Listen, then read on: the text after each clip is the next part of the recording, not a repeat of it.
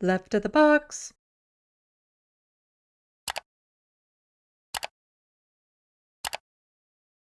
There's been a bit of a keffiyeh kerfuffle in Queen's Park, as in the House Speaker decided to just ban them from being on the floor of the House, because it's too political in a political setting, even though like Ukrainian pins and other sorts of things like that, those are allowed. But a keffiyeh, mm-mm. But then we also have like the most amazing politician in this country, Sarah Jama, sticking it to them about that. So let's get a little bit into this, shall we? It's not that the rules don't apply to me. The rules very specifically apply. So Sarah Jama was recently kicked out of the House. Well, she wasn't quite kicked out. She was told to leave, and we'll get more into it, because she decided to wear a keffiyeh in the House, even though there's a ban on keffiyeh. And she's wearing it because it is an unjust ban. It is a racist ban. It shouldn't be there. It's prejudice. It's horrible in every way imaginable. And Sarah Jama had the courage to stick it to the House and say, no, it's okay to wear this. This isn't a political symbol. It is, a cultural symbol. Apply to anybody speaking about anti-Palestinian racism, and that in and of itself is political, and that in and of itself is a testament to anti-Palestinian racism that is rampant here and across this country. Are you worried about further repercussions now? And what other repercussions could possibly be put in place? We asked the speaker. She's not permitted to come back into the chamber today. There was no way for me to have her removed short of physical force. I wasn't prepared to do that. If she comes back with the scarf on, she'll be denied entry. I don't know what's going to happen when we resume. A little bit more on this story from Global News. Ontario MPP says she will continue to defy keffiyeh ban at Queen's Park. Ontario Independent MPP Sarah Jama says she will be continuing to wear a keffiyeh in the legislature despite being told to leave the chamber Thursday for defying a ban on the Arab headdress. The black and white checkered scarf, typically worn in Arab cultures and often used to symbolize solidarity with Palestinians, has been at the center of a tense debate inside Queen's Park since the Speaker, Ted Arnott, branded it as a political symbol and banned it in this spring. Yes, I guess, is it spring? Yeah, okay. He said it came under the same strict rules that stop MPPs from using clothing or props to make a political statement.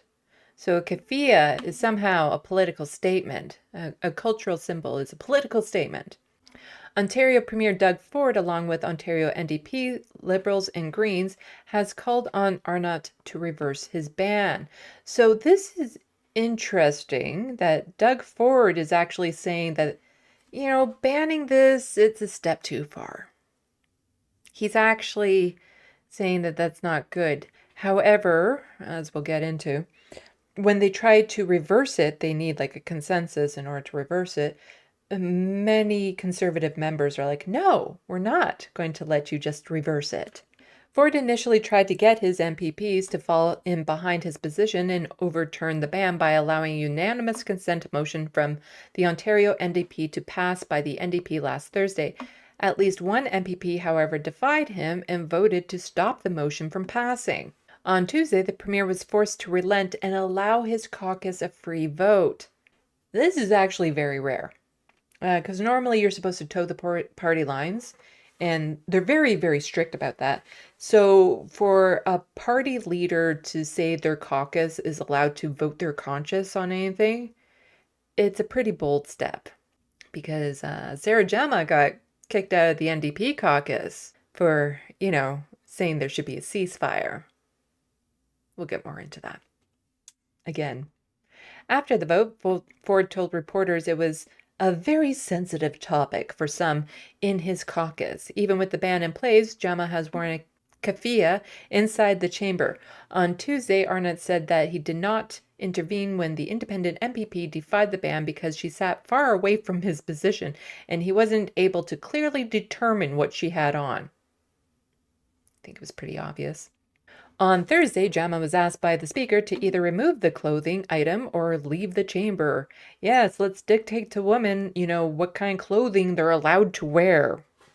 She refused to do either and was named, which means she had to leave the floor of the legislature and could not return for the rest of the day, so denying her the ability to speak up in any sort of debates or to vote. I must warn the member for Hamilton Center, Sarah Jama, you are named. You must leave the chamber, Arnott said, as a result of being named. The member for the remainder of the day is ineligible to vote on matters before the assembly, attend and participate in any committee proceedings, use the media studio, and table notices of motions written, questioned, and petitions. So here's the thing about being named in the House. Normally, you don't refer to anyone by their name.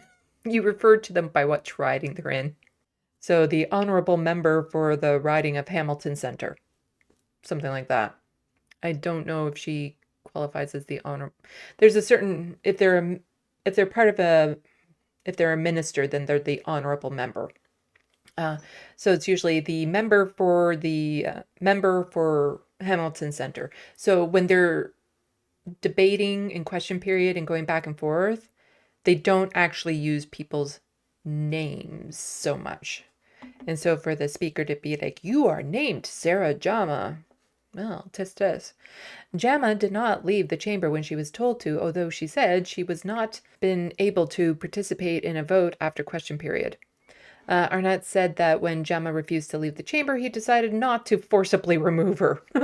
The optics on that one probably would have been really bad when they force a woman who uses a wheelchair for mobility, a black woman who uses a wheelchair for mobility, if they were to forcibly push her out of the chamber. I think he kind of understood how bad those optics would be. There is no way for me to have her removed short of physical force, he said. I wasn't prepared to do that or order it. Jama told reporters she felt the rules were arbitrarily applied in the House and said that she wore the keffiyeh before the conflict between Israel and Hamas. She said wearing it is the least that can be done to draw attention to the humanitarian conditions in the Gaza Strip. Jama said she would continue to wear the keffiyeh inside the legislature. Absolutely, I'll be back, she said. I'll definitely continue as I'm here to continue to wear it.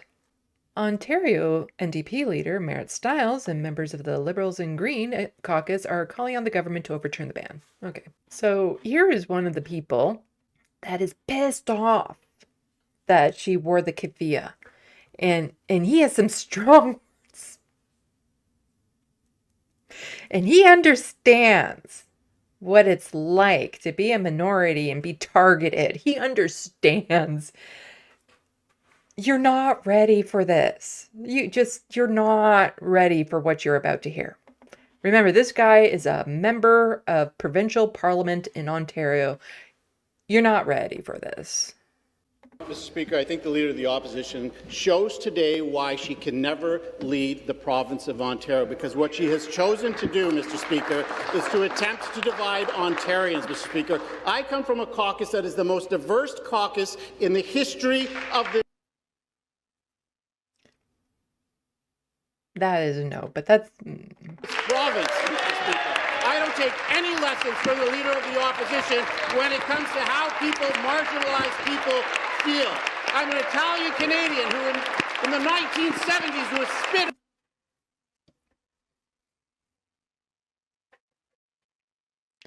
Sorry, what was that? Italian Canadian who people feel.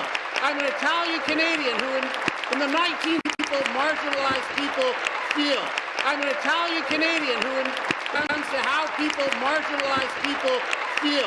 I'm an Italian Canadian who He knows how marginalized people feel because he's an Italian Canadian. But it totally makes sense that he says that he's like a marginalized person because he also says that this is the most diverse caucus that's ever been when it's conservative. And so if you count Italians as being part of that marginalized group and that diversity, then I suppose.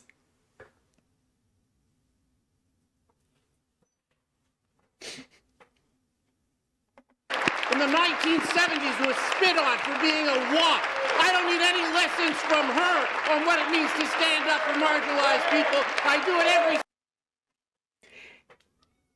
Keep in mind, Sarah Jama is of Somali descent, a black woman, Muslim, and has to rely on a wheelchair for mobility. And what did he just say? On what it means to stand up for marginalized people. I do it every single day, and so do the rest of my caucus mates, and we bring people together. I don't need any lessons from her on what? I don't need any lessons from her. What? I don't need any lessons from her. How dare she speak up like she knows what she's talking about? It's kind of what he's saying. On what it means to stand up for marginalized people. I do it every single day, and so do the rest of my caucus mates. So he understands what it's like to be a marginalized group because he's an Italian Canadian. And one time in the 70s, he was spit on because of it or something like that. When he doesn't have to take a lesson from her.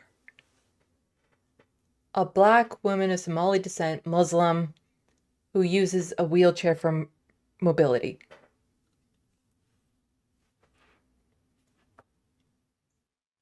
She doesn't understand marginalized people, but he does. And we bring people together, we don't divide them.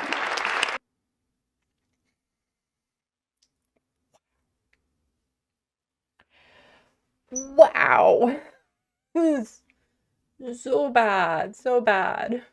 And so here's the Canadians for Justice and Peace in the Middle East saying absolutely shameful display of anti-Palestinian racism today in the Ontario legislature as members of the Four Nations, so the Conservative Party, government block another attempt to reverse the kafia ban. Total disgrace. So multiple PC MPPs shout no when asked for unanimous consent to overturn the kafia ban at Queen's Park. And so short of passing a motion and getting it debated on, because it would have to be debated on, they can call for a unanimous consent motion. So everyone would have to agree. But if you have even one person in the room say no, then it won't pass. And then you have to look at making it a motion, and then it gets debated and it has to go through the process and all that sort of stuff.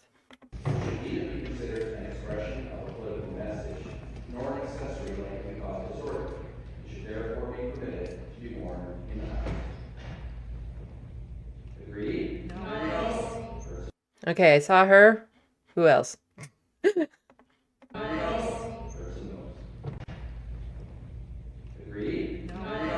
She said no. That looked like a no there. And so here we go. In a bizarre moment in his press conference, Premier Doug Ford said government bill 166 goes too far in mandating anti-racism and anti-Semitism policies for colleges and universities. Ford just threw under the bus and reversed policy again. Beep, beep. This guy is a rabid right-winger. Does the Toronto Sun, huge right-wing wag. And so Sarah is just saying, first, Doug Ford threw Speaker of the Ontario Legislative Assembly under the bus. Now he's throwing another MPP under the bus. Bill 166. How about you, your caucus, just stop giving into the CIJA lobbying when deciding on policy? That would save us time. I forget what this is an acronym from, but they're basically the Zionist Jewish group. So we have, I think it's this one. Yeah, so Canadians for Justice and Peace in the Middle East. But then there's also CIJA, which is the one that's usually accusing people of being anti-Semitic and horrible Hamas supporters and all that sort of stuff. But yeah, Doug Ford had backtracked on this. So I read this post before it was deleted, but somebody was accusing Sarah of being performative by wearing the keffiyeh. And so Sarah said, "This is ridiculous. I'm a proud Muslim. I wore hijab as a teen and started wearing it again during Ramadan alongside studying the Quran. During Ramadan, I decided to wear it permanently. I have wanted to wear it again for so long. You don't get to tell me how to practice my faith." So, not performative. And she's not the only person to wear a keffiyeh in one of the government houses. So, this is Queen's Park, so that's provincial level. But then there's also the House of Commons in Ottawa. And we have here Matthew Green. Now, he's standing in solidarity with Sarah Jama. He's also worn a keffiyeh on the House floor. Funny, hasn't been the same pushback against him for wearing one. Wonder why. So he's an NDP MP and a hopeful leader of the NDP soon, one would hope. Him or Nikki Ashton, really, one of the two of them really should become leader of the NDP. I'd be good with either one. Either one would be great. So Matthew Green has actually worn a keffiyeh on the House floor as well. So sending solidarity to my sister Sarah Jama, who as an independent MPP has more principle and integrity than the entire Conservative Party combined. They are clearly terrified at the power of one independent MPP. They are terrified of the power and solidarity of the people. Now this picture has been going around and it's a very powerful picture. Very powerful. Actually, it was bigger the other way. So we'll do this. So here is this bald old white man towering over Sarah Jama, telling her to remove that article of clothing or leave. And here are the white people just minding their own business. Look at the faces of these kids here. So they're usually students who go to the house as part of programs and stuff they have roles that they do and things of that sort. It's like a honor student enhancement thing. It's a privilege for students to be able to participate in this. That expression on their faces says a lot. But just the image of him towering over this woman, telling her, tisk, tisk, you need to remove that article of clothing is disgusting. And all these white people just, whatever. Every single person in that house should be wearing a keffiyeh right now. Right now. It is an unjust ban, and you fight it by defying it. Just absolutely gross that she's the only one doing this. You know, where's the NDP, the party she used to be a part of before she called for a ceasefire? You know, the NDP then eventually called for a ceasefire, but she did it first, so they got mad at her for speaking out of line. Where they should be wearing a keffiyeh right now, but they're not. So Nikki Ashton, she's the other person in the NDP who I would really like to run for leadership. Solidarity with Sarah Jama, the vilification of the keffiyeh. I can't look at that word and say it at the same time. And the open display of anti-Palestinian racism in the Ontario legislature is unacceptable. What is happening in the Ontario legislature is an embarrassment to Canada. And it is. So the leader of the NDP actually decided to tweet about this. The behavior we saw in the legislature today towards an MPP is appalling. The Premier and this government are sending a strong message to Arab Muslim Palestinians in our province that they are not welcome at Queen's Park. The Ontario NDP will not stand for this. Remember, they kicked Sarah Jama out of caucus because a few days after October 7th, she called for a ceasefire. That is what the NDP actually kind of then stands for, isn't it? They've never apologized to her. She received mountains of harassment because of it. She now sits as an independent, which, takes away a lot of her power within the House. Absolutely disgusting that Merritt Stiles would tweet this out and still not acknowledge what happened. Absolutely disgusting that she would do that. Just your typical privileged middle-aged white woman, not wanting to get her own hands dirty, not wanting to show any real solidarity with people. She'll just send out a tweet and brush her hands of it. Well, maybe not. We're about to watch a video that she also posted that I have not yet, so I haven't seen yet. So maybe she'll change my mind when I see this video and I'll think of her as, not a horrible whole bunch of censored words. Just, again, I'm just so disgusted that all the other MPPs did nothing. Nothing. They all should be wearing a keffiyeh right now. Everyone who wants that ban overturned needs to put on a keffiyeh right now. To have Sarah Jama have to deal with this by herself is disgusting when they all know it's an unjust ban. So, Doug Ford, it's time your government reverses the keffiyeh ban. Let's see what she actually has to say on this. I haven't watched this. Hi, I'm Marit Stiles, leader of Ontario's NDP. We've been working to reverse the keffiyeh ban inside the walls of Queen's Park, but Doug Ford's MPPs keep blocking us. So we decided to give the government until May 6 to reverse this unjust rule or expect us and the community to defy the ban. Doug Ford, it's time for you to do the right thing. It's time to reverse the keffiyeh ban. And it's time for us to come together as one community and fight anti-Palestinian racism, hate, and division. Oh, she's nervous.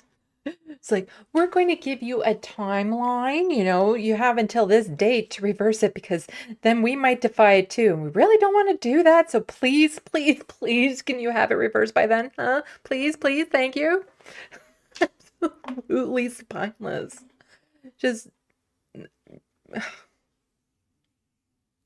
there were so many other people that could have been a better leader for the provincial NDP than her. So many. Absolutely. There's a word, cowardice, something like that. Just absolutely cowardice coming from her. This is the best politician we have right here, Sarah Jama. Just absolutely amazing person who has actually been arrested for protesting outside of an encampment being dismantled by the police. She is just an incredible human being. All of these people need to be ashamed of themselves. Absolutely disgusting.